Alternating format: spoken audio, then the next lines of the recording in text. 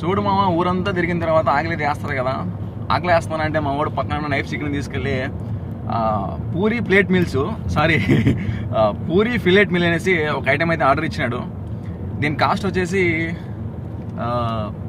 2 kg 350 fils పడింది. మన India డబ్బులు 600 రూపాయలు పడుతుంది ఒక పీసు. దీంతో పాటు మనకి కూల్ డ్రింకు